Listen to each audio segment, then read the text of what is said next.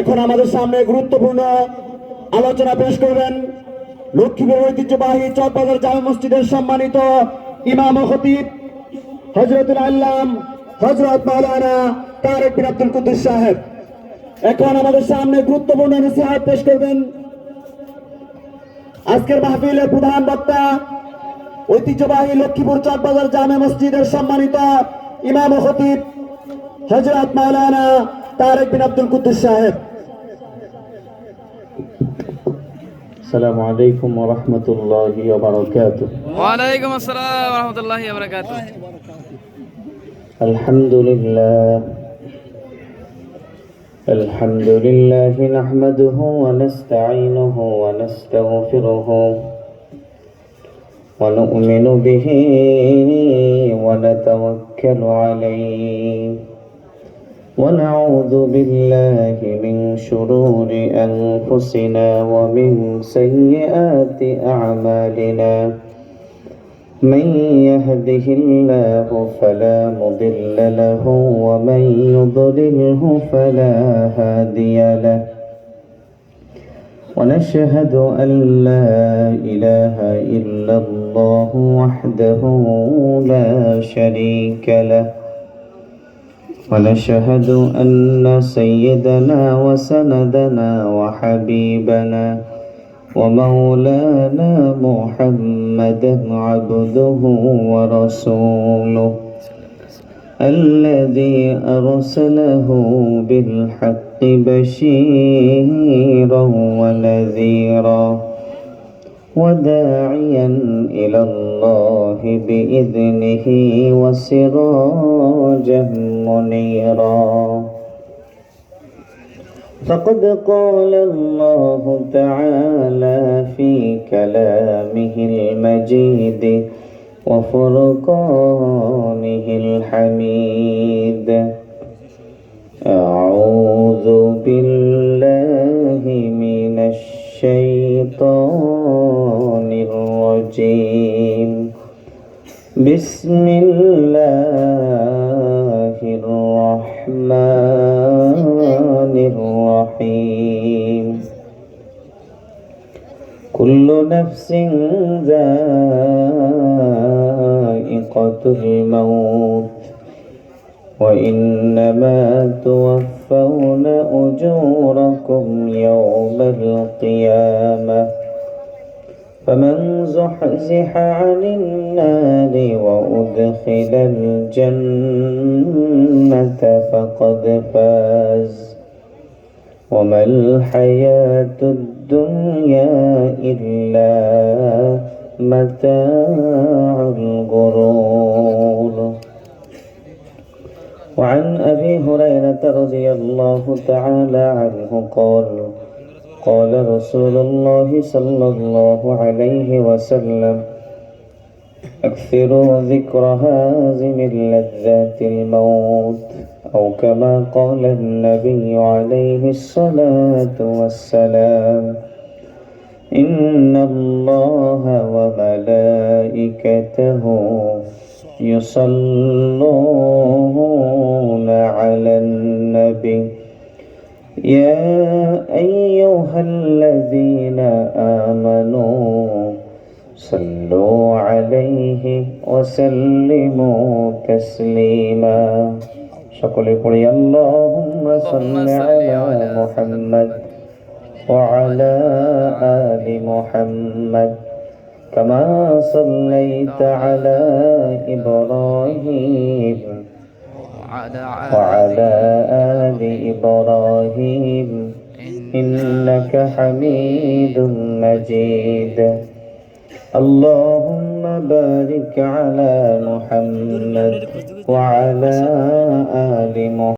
এজন্য আমার ভাইরা রাসূল বলেন ওয়াউদ্দা নাফসাকা মিন আহলিল কুবুর, দুনিয়াতে থাকা অবস্থায় কবরের প্রস্তুতি গ্রহণ করতে হবে, মরণের প্রস্তুতি গ্রহণ করতে হবে। কারণ দুনিয়া থেকে কবরে গেলে হাজারবার আল্লাহকে ডাকলে আর কোনো কাজে আসবে না।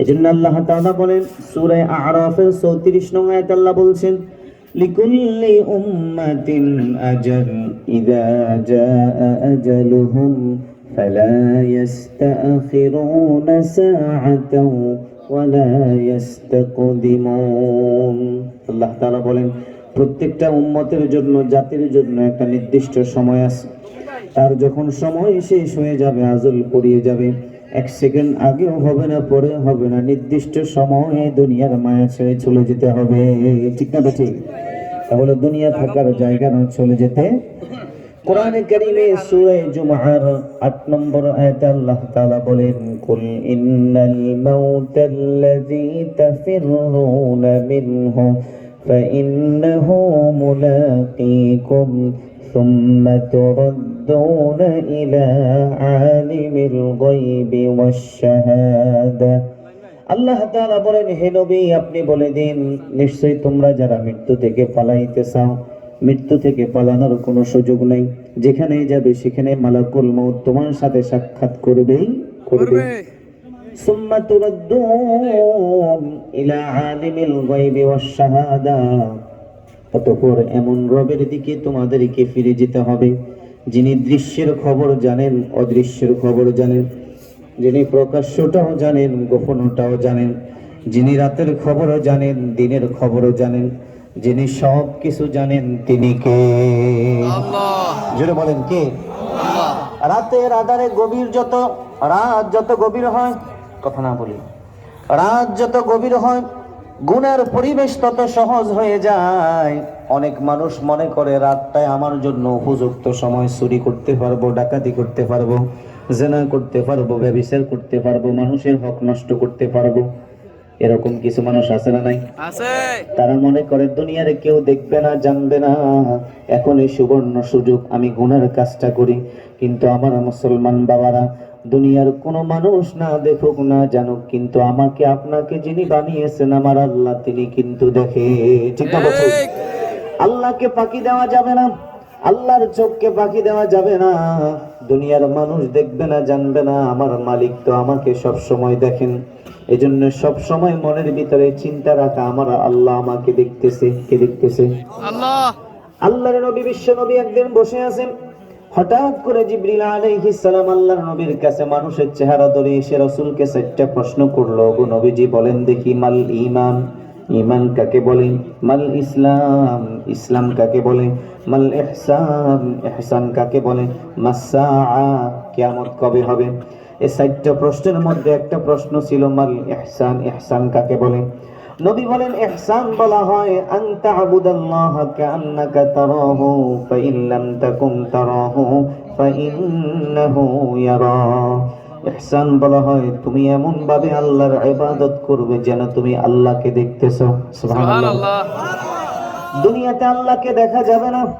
দুনিয়াতে আল্লাহকে দেখা যাবে না এটা নিয়ম না আল্লাহকে দেখবো ইনশাআল্লাহ ঈমান আমলের সাথে যদি যেতে পারি জান্নাতে দুই নয়নে আমার মালিক আল্লাহকে দেখা যাবে সুবহানাল্লাহ পূর্ণিমার চাঁদ যেরকম 14 তারিখ দিবাগত রাত আকাশের গায়ে যখন উঠে পৃথিবীর যে কোনো প্রান্ত থেকে আল্লাহর বান্দারা দেখতে যখন যেমন কোনো অসুবিধা হয় না জান্নাতের মধ্যে আল্লাহ তাআলাকে তার ঈমানদার বান্দারা এভাবে দেখতে অসুবিধা হবে না সুবহানাল্লাহ আল্লাহকে যেহেতু দেখা যাবে না রাসূল বলেন যেহেতু তুমি তোমার আল্লাহকে দেখবে না অন্তত এই কথা চিন্তা করো যদিও আমি আমার মালিক আল্লাহকে দেখি না আমার মালিক আল্লাহ তো আমাকে দেখে সুবহানাল্লাহ বলে কি বলেন আল্লাহ দেখে কিনা যারা সুদ খান ঘুষ খান যারা ইয়াবা খান বাবা খান যারা নেশা জাতীয় দ্রব্যের সাথে জড়িত আছেন যারা অবৈধ প্রেম ভালোবাসার সাথে জড়িত আছেন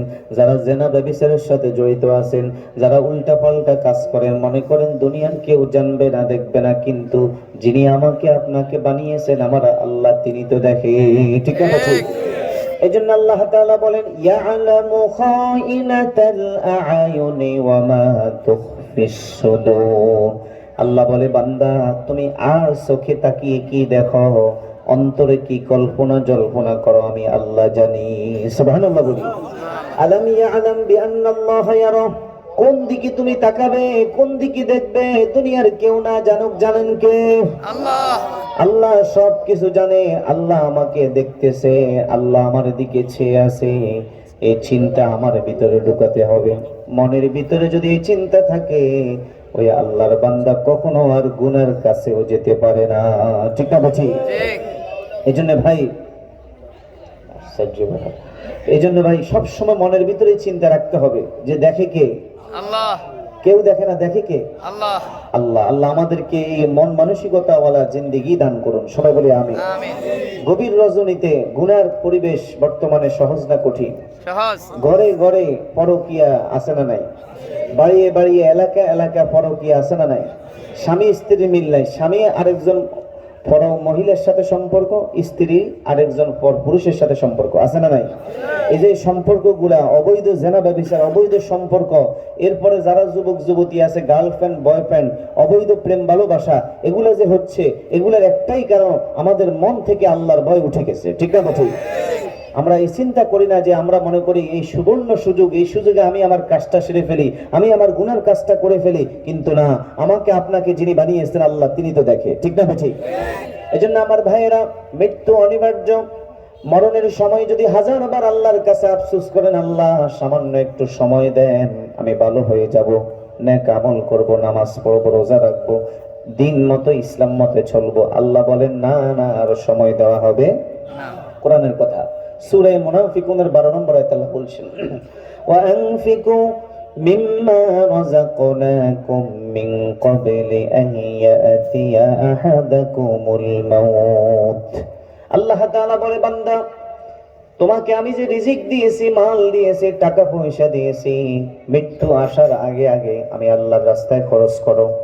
মৃত্যু যখন চলে আসবে, যদি বলো ফায়াকুলা রব্বি লাউলা আখরতানি ইলা আজালিন করিব, আল্লাহ সামান্য একটু সময় দেন, সামান্য একটু সময় দেন, আমি নেককার হয়ে দুনিয়া থেকে আসব।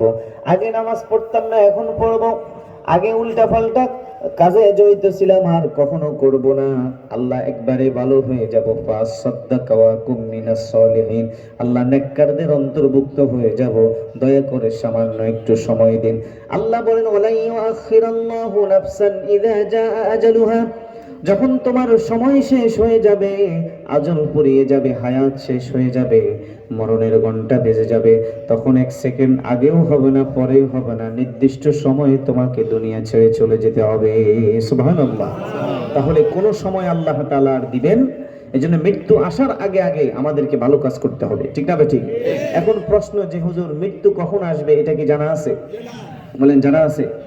নাই। যেহেতু জানা নাই কখন আসবে, সুতরাং এখন থেকে ভালো কাজ করা আরম্ভ করে দিতে হবে। ঠিক না ঠিক? সব সময় ভালো কাজে থাকতে হবে। এজন্য নেক আমল যত ছোট হোক ছাড়বো না, গুনাহ যত ছোট হোক করব না, ইনশাআল্লাহ বলি। বলেন নেক আমল যত ছোট হোক ছাড়বো না, গুনাহ যত ছোট হোক করব না, কারণ জানা নাই কোন আমলটা আমার আল্লাহর কাছে কবুল হয়ে যায়। ঠিক না ঠিক? বুখারী শরীফের একটা প্রসিদ্ধ ঘটনা আমাদের জানা আছে। বনি ইসরাইলের একজন মহিলা, বেশ্যা মহিলা ছিল, খারাপ মহিলা ছিল, রাস্তা দিয়ে যাইতেছে, প্রচন্ড রোদ। মুসা আলাইহিস সালাতু ওয়াস সালাম যে এলাকার নবী ছিলেন, ওই এলাকার মহিলা ছিলেন। রাস্তা দিয়ে যাইতেছে, প্রচন্ড রোদ্রের দিনে দেখতেছে একটা কুকুর তার জিহ্বা বাহির করে ফেলেছে। ক্ষুধার যন্ত্রণা, পানির তৃষ্ণা লাগছে। মহিলার মনে দয়া হয়েছে, তার মোজাটা খুলে কূপ থেকে একটু পানি উঠাইয়া কুকুরটাকে পানি পান করিয়ে দিয়েছে। আল্লাহর কাছে এত গ্রহণযোগ্য হয়ে গেছে, আল্লাহর সাথে সাথে ওই জামানার নবীকে জানিয়ে দিয়েছেন, আমার একটা প্রাণীকে যদিও নিকৃষ্ট হোক, সামান্য একটু পানি পান করানোর বিনিময়ে আমি আল্লাহ ওই মহিলার জিন্দেগির গুনাহগুলা মাফ করে দিলাম। সুবহানাল্লাহ। আবার বুখারী শরীফের আরেকটা রওয়ায়াত, একজন মানুষ, রাসূল বলেন একজন মানুষ একটা বিড়ালকে বেঁধে রেখেছে, তাকে কষ্ট দিয়েছে, শুধু বেঁধে রাখে নাই, এক ফোঁটা পানিও তাকে দেয় না, একটু খাবারও দেয় নাই। বিড়ালটা ক্ষুধার যন্ত্রণায় কাতরাইতে কাতরাইতে দুনিয়া থেকে বিদায় হয়ে গেছে। রাসূল বলেন অন্যায়ভাবে একটা বিড়ালকে বেঁধে রেখে তাকে হত্যা করার কারণে আল্লাহ তাআলা ওই ব্যক্তিকে জাহান্নামের ফয়সালা করে দিয়েছে। নাউজুবিল্লাহ।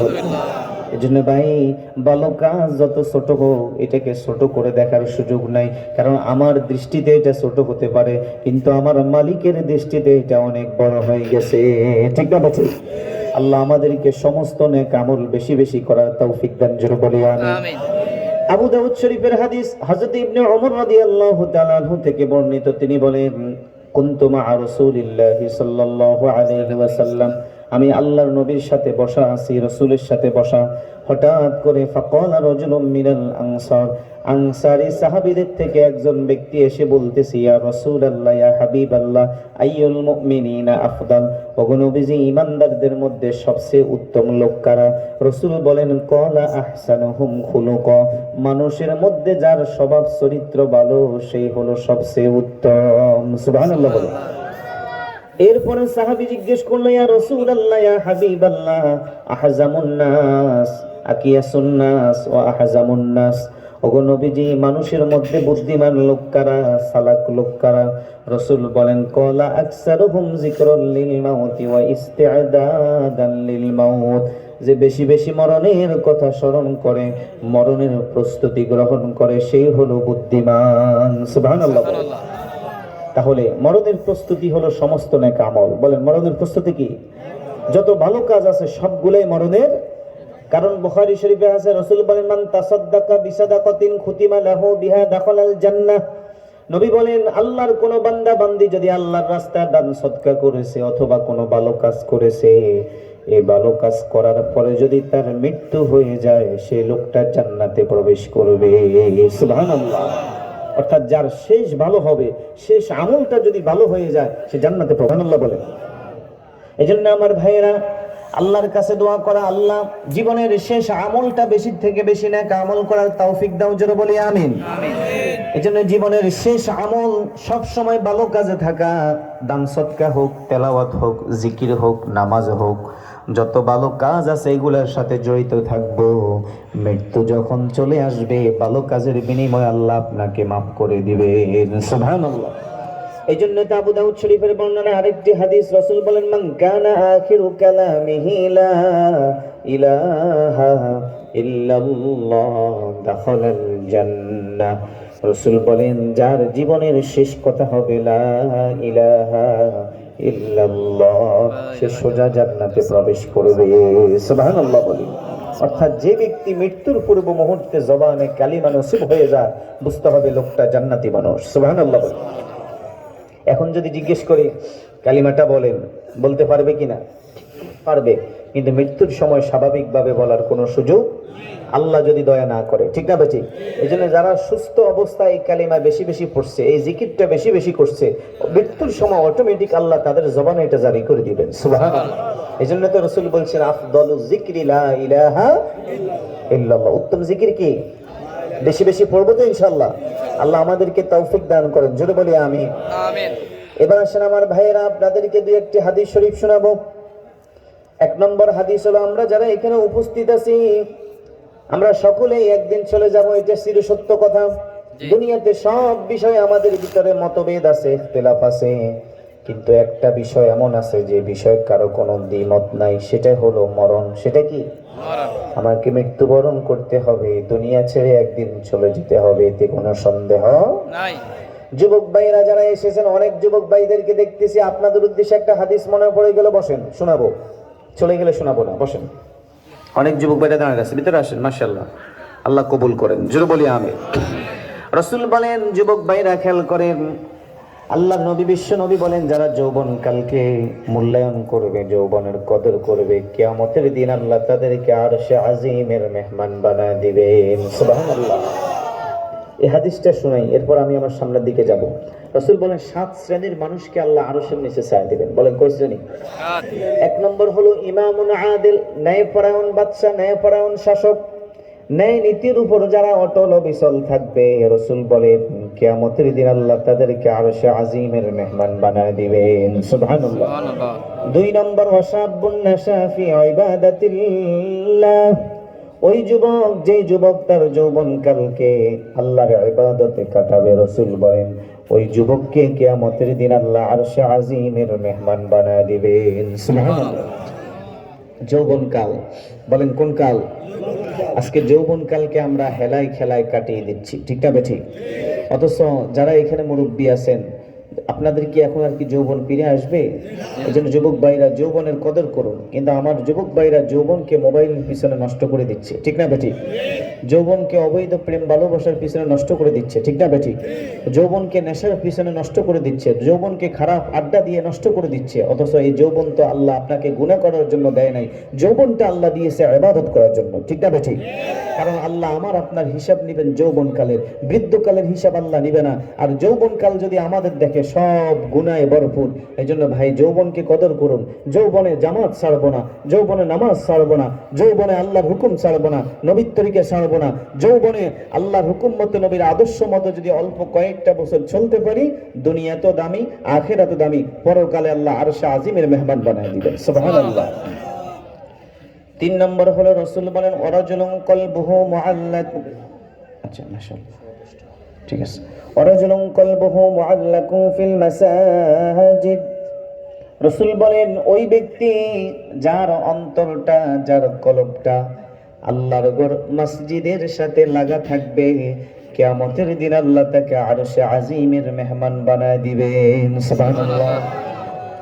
অর্থাৎ যারা 5 ওয়াক্ত নামাজ মসজিদে গিয়ে পড়ে, বলেন কোথায় মসজিদে পড়েননি নামাজ? পড়েন ভাইয়েরা, নামাজ ছাড়া কোনো গতি নাই। একজন মুসলমানের সবচেয়ে বড় পরিচয় হলো নামাজ। বলে মুসলমানের কি? একজন মুসলমান আর একজন বেঈমানের মধ্যে পার্থক্য হলো নামাজ। এই জন্য যার সাথে মসজিদের যত সম্পর্ক হবে, এক নামাজ শেষ হলে আরেক নামাজের জন্য যারা অপেক্ষায় থাকবে, রাসূল বলেন কিয়ামতের দিন আল্লাহ তাকে আরশে আজিমের মেহমান বানায় দিবেন। সুবহানাল্লাহ। এই জন্য ভাই নামাজ পড়বো ইনশাআল্লাহ। কোথায় গিয়ে? মসজিদে। একাই কি নামাজ পড়লে যে সওয়াব, মসজিদে গেলে কমপক্ষে 27 গুণ বেশি সওয়াব। সুবহানাল্লাহ বলেন। আর একা একই নামাজ পড়লে আপনার অনেকের আছে সূরা শুদ্ধ নাই, তেলাওয়াত অশুদ্ধ। তো অশুদ্ধ তেলাওয়াতে পড়লে তো নামাজে হইতো না। একজন যোগ্য ইমামের পিছনে নামাজ পড়লে শুদ্ধভাবে আপনি পড়বেন, নামাজ পরিপূর্ণ হয়ে যাবে, ঠিক না ঠিক? এই জন্য নামাজ পড়বো কোথায় গিয়ে? আল্লাহ তৌফিক দেন, জোরে বলি আমিন। তাহলে 3 নম্বর হলো যাদের সম্পর্ক থাকবে মসজিদের সাথে, যারা নামাজ 5 ওয়াক্ত মসজিদে গিয়ে আদায় করবে, এক নামাজ শেষ হলে আরেক নামাজের জন্য যারা অপেক্ষায় থাকবে, রাসূল বলেন কিয়ামতের দিন আল্লাহ তাদেরকে আরশে আজিমের মেহমান বানায় দিবেন। সুবহানাল্লাহ। সুবহানাল্লাহ। 4 নম্বর ওয়ারাজুলানি তাহাব্বা ফিল্লাহ ইজতামা আলাইহি ওয়া তাফাররাকা আলাইহি, ওই দুইজন ব্যক্তি যারা দুনিয়াতে একে অপরকে ভালোবেসেছে, মোহাব্বত করেছে আল্লাহর জন্য। বলেন কার জন্য? আবার একে অপর থেকে বিচ্ছিন্ন হয়েছে আল্লাহর জন্য। তাহলে দুনিয়াতে আমাদের ভালোবাসা মোহাব্বত হতে হবে কার জন্য? আমরা মা বাবাকে মোহাব্বত করব আল্লাহর জন্য, স্ত্রীকে মোহাব্বত করব আল্লাহর জন্য, সন্তানদেরকে মোহাব্বত করব আল্লাহর জন্য, মসজিদ মাদ্রাসা আলেমদেরকে, আল্লাহওয়ালা দিনদার পীর বুজুর্গদেরকে মোহাব্বত করব কার জন্য? আল্লাহর জন্য। আবার একজন আরেকজন থেকে বিচ্ছিন্ন, শত্রুতা, মন মালিন্যতা, এটাও হতে হবে কার জন্য? আল্লাহর জন্য। 5 নম্বর হলো ওয়ারাজুলুন দাআতুহু ইমরাআতুন যাতু মানসাবিন ওয়া জামাল ফাকালা ইন্নী আখাফুল্লাহ, রাসূল বলেন ওই ব্যক্তি যাকে কোন সুন্দরী রূপসী মহিলা খারাপ কাজ করার জন্য আহ্বান করেছে, যে অবৈধ কাজ করার সুযোগ পেয়েছে, জেনা ব্যভিচার করার সুযোগ পেয়েছে, অবৈধ প্রেম ভালোবাসা করার সুযোগ পেয়েছে, এই সমস্ত সুযোগ পাওয়ার পরে যে আল্লাহর বান্দা বান্দি আল্লাহকে ভয় করে এটা ছেড়ে দিবে, কিয়ামতের দিন আল্লাহ তাকে আরশে আজিমের মেহমান বানায় দিবেন। সুবহানাল্লাহ। বর্তমানে আমাদের গুনার পরিবেশ সহজ না কঠিন? বাড়িতে বলেন, বাজারে বলেন, আত্মীয় স্বজনের বাড়িতে বলেন, বিয়ে শাদীর অনুষ্ঠানে বলেন, অথবা শিক্ষা প্রতিষ্ঠান বলেন, নারী পুরুষ অবাধে চলাফেরা করার সুযোগ আছে না নাই? কথা বলার সুযোগ আছে না নাই? পার্কে যাওয়ার সুযোগ আছে না নাই? মা বাবা কষ্ট করে টাকা পয়সা খরচ করে কলেজে পাঠায়, ভার্সিটিতে পাঠায়, কলেজ ভার্সিটিতে নাম বাদ দিয়ে সে চলে যায় পার্কে গার্লফ্রেন্ড বয়ফ্রেন্ডের সাথে, ঠিক না বেটি? খবরদার, অবৈধ প্রেম ভালোবাসা, অবৈধ জেনা ব্যভিচার, এগুলা হারাম কবিরা গুনাহ। এই সমস্ত পরিবেশ যাদের সামনে আছে এগুলা থেকে ফিরে আসেন, না হয় কিন্তু জাহান্নাম ছাড়া উপায় থাকবে না, ঠিক না বেটি? অনেকে আছে যারা বিয়ে করে নাই, এরা তো অবৈধ প্রেম ভালোবাসা করে, আর যারা বিয়ে করছে এরাও নিজের স্ত্রীর বাদ দিয়ে অন্য মহিলার দিকে তাকায়, আছে না নাই? নিজের স্ত্রীর ভালো লাগে না, অন্য ভাইয়ের আন্টি আর শাশুড়ি ভালো লাগে, আছে নি? নিজের স্ত্রীর সাথে দাঁড়ায় একটু 5 মিনিট কথা বলতে ভালো লাগে না, ঘরে গেলে মেজাজ খিটখিটে হয়ে যায়, গরম হয়ে যায়। আর রাস্তা দিয়ে যদি আরেকবার চাষিয়াই সামনে হয়, কি লম্বা সালাম, আসেননি বালা, কি অবস্থা, বাড়ির খোঁজ খবর লইতে লইতে এখান দিয়ে 10-15 মিনিট, আধা ঘন্টা শেষ। আর স্ত্রীর সাথে দাঁড়ায় 2 মিনিট কথা বলতে চায় না, এরকম কিছু মানুষ আছে না নাই? খবরদার, হারাম, কবিরা গুনাহ। স্ত্রীর প্রতি সন্তুষ্ট থাকবেন। আর যারা বিয়ে করেন নাই, ধৈর্য ধারণ করবেন। আর উপযুক্ত হলে যারা গার্ডিয়ান আছেন, সন্তানদেরকে বিয়ে করা দিবেন ইনশাল্লাহ। বলে যারা বিয়ের উপযুক্ত তাদেরকে কি গুনাহ থেকে বাঁচাতে হলে সন্তানদেরকে, চাই ছেলে হোক মেয়ে হোক, এরা প্রাপ্তবয়স্ক হলেই একটু কর্মঠ হলে বিয়ে করাই দেবেন ইনশাল্লাহ। বরকত দিবে কে? আল্লাহ আমাদেরকে বোঝার তৌফিক দান করুন। আমাদের দেশে তো সিস্টেম হলো যে না, পড়ালেখা শেষ করব, চাকরি বাকরি করব, মাথার চুল আস্তে আস্তে উঠে যাইব, ঘর এক কান করব, এরপরে বিয়ে করব। কি কম? বিষয়টা এরকম না। যখন প্রাপ্তবয়স্ক হবে, সে কোনো রকম মোটামুটি চলার মতো হয়েছে, নিজে ইনকাম করতেছে বা আরেকজনকে চালাইতে পারবে, মোটামুটি একটা সামর্থ্য হয়েছে, বিয়ে করার যে শর্তগুলা আলহামদুলিল্লাহ করাই দিবেন। 20 বছর হোক, 21 বছর হোক, 22 বছর হোক, উপযুক্ত হয়েছে করাই দিবেন। তাহলে গুনাহ থেকে বাঁচায় রাখবে কে? আল্লাহ। আল্লাহ আমাদেরকে বুঝার তৌফিক দান করুন। তাহলে নারী গঠিত যত গুনাহ আছে, চাই গার্লফ্রেন্ড হোক অথবা যেই হোক, বিয়েতি হোক আবিয়েতি হোক, নারী গঠিত যত গুনাহ আছে এগুলা যখন সামনে আসবে, রাসূল বলেন আল্লাহকে ভয় করে যারা এটা থেকে দূরে থাকবে, কিয়ামতের দিন আল্লাহ তাকে আরশে আজিমের মেহমান বানায় দিবেন। সুবহানাল্লাহ, সুবহানাল্লাহ। এজন্য আমরা এগুলা থেকে দূরে থাকবো তো ইনশাআল্লাহ। ইনশাআল্লাহ। বিয়ের আগে কোনো সম্পর্ক করব না। যুবক ভাইরা বলেন ইনশাআল্লাহ, বলেন না ইনশাআল্লাহ।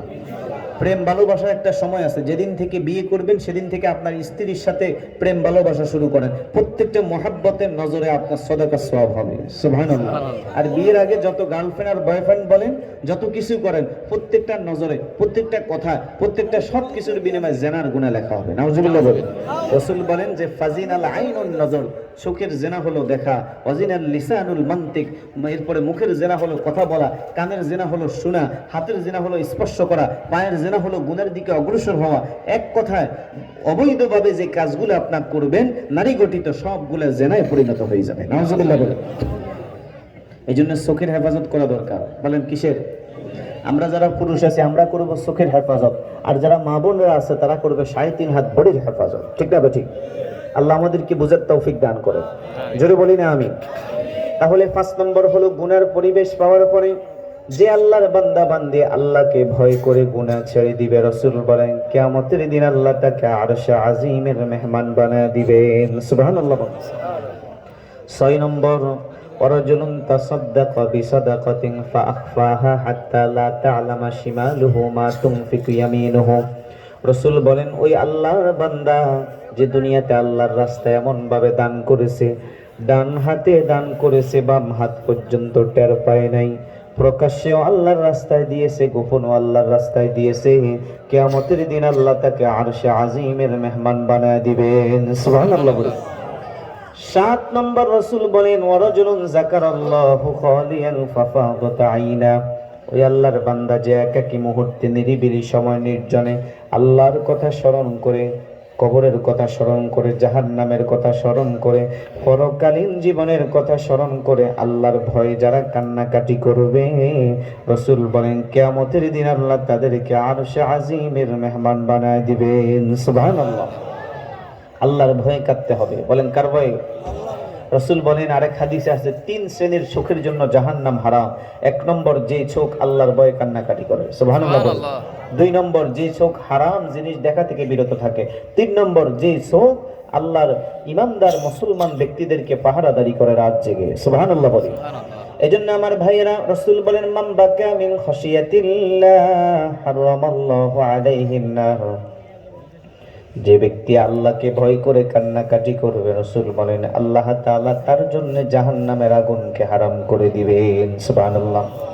আমাদের চোখে পানি নাই, কেউ মারা গেলে আমরা কাঁদি, মা বাবা অসুস্থ হলে কান্নাকাটি করি, স্ত্রী বিপদ হলে কান্নাকাটি করি, সন্তানের বিপদ হলে কান্নাকাটি করি, কিন্তু আমি আপনি নাফরমানি করতে করতে, গুনাহ করতে করতে জাহান্নাম যে রেডি হয়ে আস, সে জাহান্নামের কথা স্মরণ করে গোপনে মাঝে মাঝে কাঁদার দরকার আছে না নাই? মাঝে মাঝে কাঁদবেন আল্লাহর কাছে। বলেন কার কাছে? কেউ যাতে না দেখে, নিরিবিলি সময় কাঁদবেন, ইনশাআল্লাহ এটাই আপনাকে জাহান্নাম থেকে মুক্তির ব্যবস্থা করে দিবে। সুবহানাল্লাহ। দুনিয়াতে আগুন লাগলে যেরকম পানি ছাড়া নিভানো যায় না, ঠিক অনুরূপ ভাবে জাহান্নামের আগুন এটা নিভাতে হলে চোখের পানির বিকল্প আর কিছু হতে পারে না। ঠিক না বাছি? এই জন্য 7টা কথা বলছি যুবক ভাইরা। এই 7 কথার মধ্যে গুরুত্বপূর্ণ পয়েন্ট 2টা, আমি মনে সবগুলোই গুরুত্বপূর্ণ, তবে যৌবনের হেফাজত আর নারী গঠিত যে গুণাগুলো আমাদের সামনে আছে এগুলা থেকে হেফাজতে থাকতে হবে। ঠিক না বাছি? আরেকটি হাদিসও বলি, এই হাদিসটি বলি আমার আলোচনার শেষের দিকে যাব। তিরমিজি শরীফের হাদিস, হযরত ইবনে মাসউদ রাদিয়াল্লাহু তাআলা আনহু থেকে বর্ণিত, তিনি বলেন, লা তাজুলু কদামা ইয়াউমাল কিয়ামাহ ইনদা রাব্বিহি হাত্তা ইউসালা আন খামস। নবী বলেন, কিয়ামতের দিন 5টা প্রশ্নের জবাব দেওয়া ব্যতীত কেউ তার জায়গা থেকে নাড়াচাড়া করতে পারবে না। বলেন কয়টা? 1 নম্বর হলো আন উমরিহি ফিমা আফনা। আল্লাহ তাআলা জিজ্ঞেস করবে, বান্দা তোমাকে যে আমি একটা জীবন দান করেছি, 50 বছর, 60 বছর, 70 বছর, এই জীবনটা কোন কাজে ব্যয় করেছো? আমি আল্লাহর কাছে হিসাব দাও। সুবহানাল্লাহ। জীবনের হিসাব দিতে হবে কার কাছে? 2 নম্বর আন শাবাবিহি ফিমা আবলা। যুবক ভাইরা, আগের হাদিসও আপনাদের কথা, এই হাদিসও আপনাদের কথা। রাসূল বলেন, জীবনের ভিতরে একটা সুন্দর মুহূর্ত আল্লাহ তোমাদেরকে দিয়েছেন, যৌবনকাল। এই যৌবনকাল কোন কাজে ব্যয় করেছো? কিয়ামতের দিন আল্লাহর আদালতে হিসাব দিতে হবে। সুবহানাল্লাহ বলেন।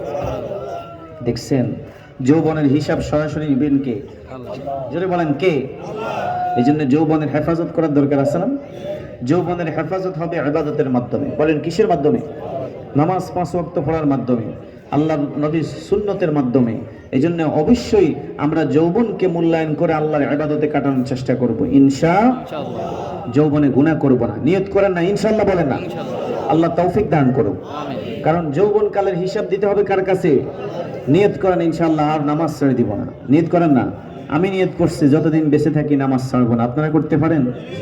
কারা কারা আল্লাহকে দেখান? নারায়ে তাকবীর, আল্লাহু আকবার, আল কোরআনের আলো,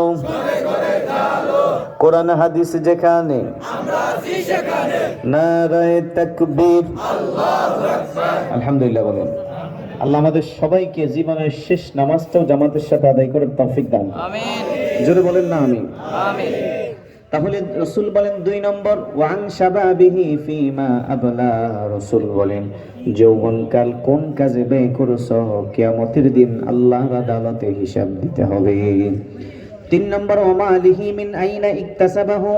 রাসূল বলেন, সম্পদ কিভাবে কামাই করেছো? টাকা পয়সা কিভাবে ইনকাম করেছো? কি হালাল ভাবে করেছো না হারাম ভাবে করেছো? কিয়ামতের দিন আল্লাহর আদালতে হিসাব দিতে হবে। সুবহানাল্লাহ বলে। আজকে আমরা যারা আয় উপার্জন করি, কেউ ব্যবসা করি, কেউ চাকরি করি, কেউ দিনমজুর, ঠিক না বেটি? প্রত্যেকটা সেক্টরে হালাল হারামের বা বৈধ অবৈধর সুযোগ আছে না নাই? কথা বলেন, আছে না?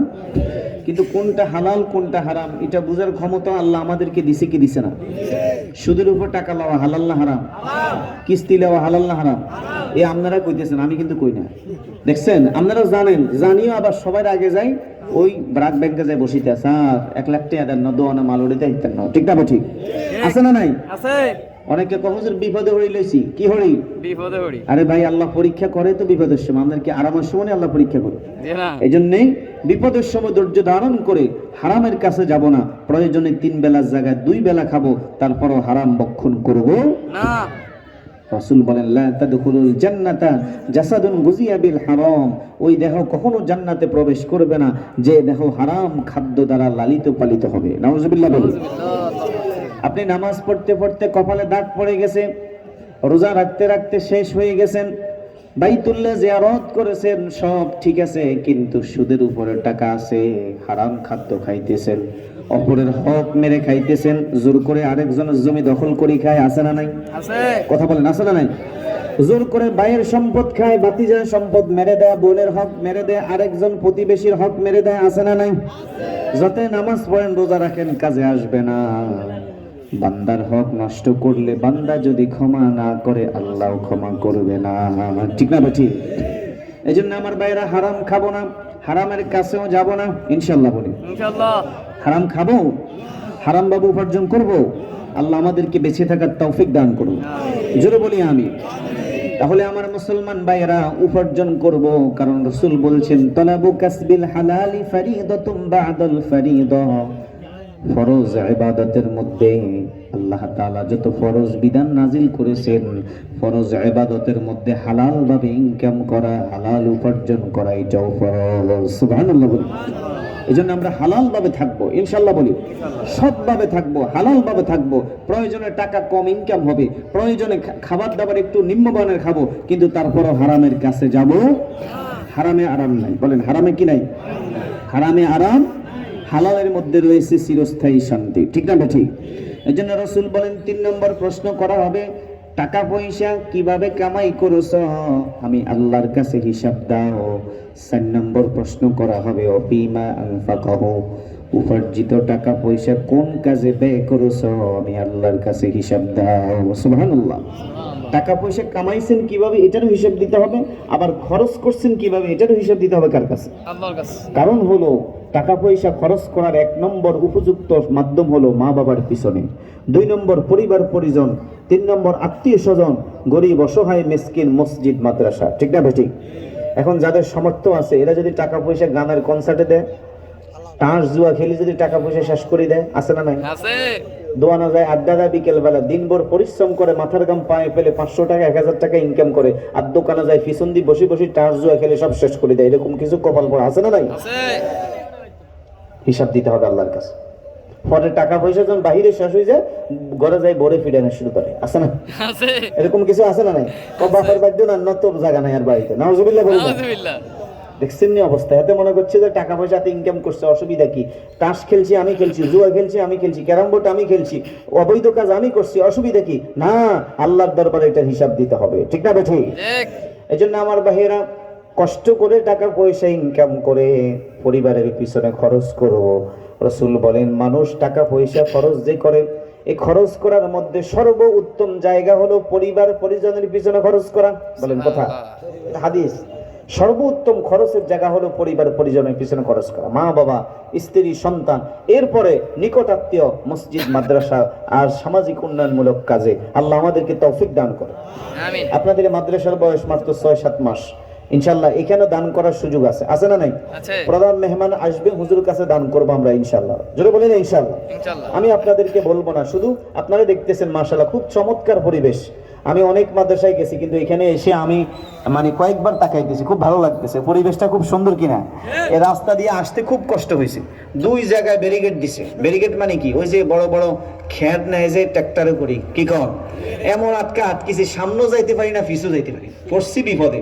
পরে অনেক কষ্টে আমার ড্রাইভার আব্দুর রহমান ভাই অনেক কষ্টে এক পাশে নিছে, খুব রিস্ক নিয়ে আপনাদের এখানে আসছি।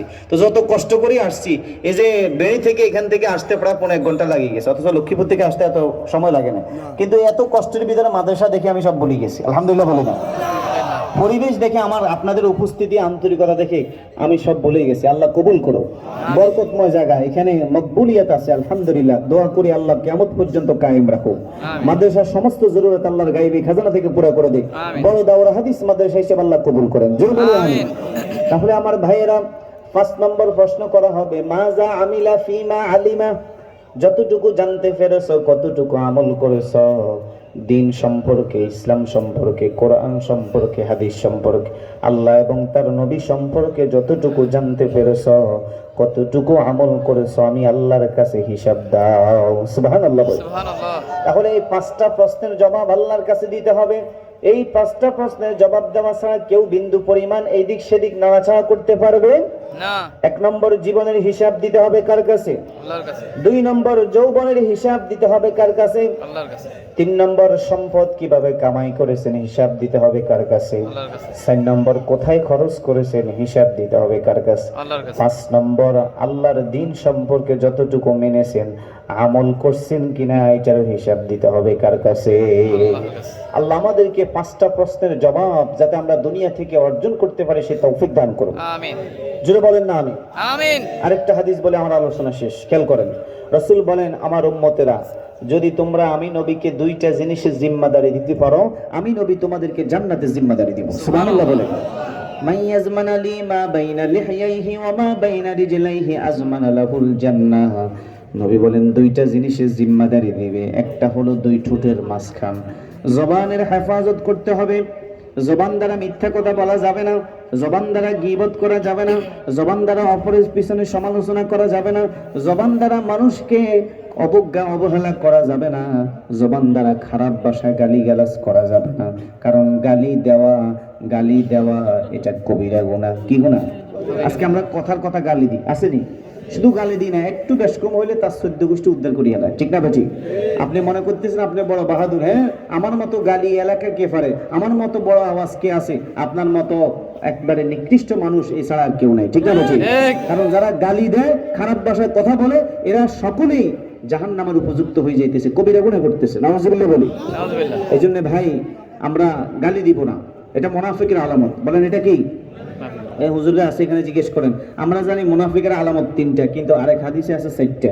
আমরা জানি যে কথা বললে মিথ্যা বলে, ওয়াদা করলে খেলাপ করে, আমানতের খেয়ানত করে, রাসূল ওয়াইজা খাসামা ফাজারা। হ্যাঁ, তারা যখন ঝগড়া করে তখন কি খারাপ ভাষায় কথা বলে, অশ্লীল ভাষায় কথা বলে, গালিগালাজ করে, এরা মুনাফিক। নাউজুবিল্লাহ বলে। নাউজুবিল্লাহ। রাসূলুল্লাহর কথা। এই জন্য ভাই আমরা গালিগালাজ দিব না, জবানকে হেফাজত করব। বলে হুজুর জবান কিভাবে হেফাজত? জবানের হেফাজত হবে বেশি বেশি আল্লাহর জিকিরের মাধ্যমে। সুবহানাল্লাহ বলেন। বেশি বেশি কার জিকির করব? আল্লাহর জিকির করব। শয়নে স্বপনে চলতে ফিরতে সব সময় 24 ঘন্টা একটা আমল সব সময় করা যায়, সেটা হলো আল্লাহর জিকির। সুবহানাল্লাহ বলেন। বলেন কার জিকির? অন্তত সকাল সন্ধ্যা কিছু তাসবিহ পড়বো। সুবহানাল্লাহ, আলহামদুলিল্লাহ, আল্লাহু আকবার, লা ইলাহা ইল্লাল্লাহ, দুরূদ শরীফ, ইস্তিগফার, সুবহানাল্লাহ বিহামদিহি, সুবহানাল্লাহিল আযীম, লা হাওলা ওয়ালা কুওয়াতা। এই তাসবিহগুলো পড়তে থাকবো, ইনশাআল্লাহ দুনিয়াও দামি হবে, আখিরাতও কি দামি হবে। আল্লাহ আমাদেরকে বুঝার তৌফিক দান করুন। আমিন। আরেকটা হলো লজ্জাস্থান। লজ্জাস্থানকে সঠিক জায়গা ব্যবহার করতে হবে, অবৈধ কাজে এটাকে ব্যবহার করা যাবে না। আল্লাহ আমাদেরকে তৌফিক দান করুন। তাহলে জবানের হেফাজত, লজ্জাস্থানের হেফাজত, চোখের হেফাজত, ইনশাআল্লাহ বলি এই 3টার হেফাজত যদি কেউ করতে পারেন নিশ্চিত আপনি জান্নাতি। রাসূলের হাদিস থেকে প্রমাণ। চোখের হেফাজত, জবানের হেফাজত, লজ্জাস্থানের হেফাজত, চাই পুরুষ হোক চাই নারী হোক, সে জান্নাতি মানুষ। সুবহানাল্লাহ। আল্লাহ আমাকেও আমল করার তৌফিক দান করুন, আপনাদেরকেও আমল করার তৌফিক দান করুন। জোরে বলি আমিন। হাযা মা ইনদি ওয়াল ইলমু ইনদাল্লাহ আলাইহি তাওয়াক্কালতু ওয়া ইলাইহি উনীব। সুবহানাকাল্লাহুম্মা ওয়া বিহামদিকা আশহাদু আল লা ইলাহা ইল্লা আনতা আস্তাগফিরুকা ওয়া আতুবু ইলাইক। আসসালামু আলাইকুম ওয়া রাহমাতুল্লাহি ওয়া বারাকাতুহু। নারায়ে তাকবীর, আল্লাহু আকবার। প্রধান মেহমানের আগমন, মাহফিল কমিটির পক্ষ থেকে বলেন না হুজুর কোয়ানে আমার গলা বেশি। নারায়ে তাকবীর, আল্লাহু আকবার। প্রধান মেহমানের আগমন, শুভেচ্ছার স্বাগতম। মাহফিলের পক্ষ থেকে লাল গোলাপ শুভেচ্ছা। নারায়ে তাকবীর। আলহামদুলিল্লাহ, খুব গুরুত্বপূর্ণ আলোচনা পেশ করলেন ঐতিহ্যবাহী লক্ষ্মীপুর চকবাজার জামে মসজিদের সম্মানিত পেশ ইমাম ও খতিব হযরতুল আল্লামা হযরত মাওলানা তারিক বিন আব্দুল কুদ্দুস সাহেব। আলহামদুলিল্লাহ, এখনো যারা বাহিরে ঘোরাফেরা করতেছি সকলের নিকট উদারতা আহ্বান করব, আমরা অতি দ্রুত মাহফিলের প্যান্ডেলের মধ্যে চলে আসি এবং এখন প্রধান অতিথি আলোচনা পেশ করবেন। সুতরাং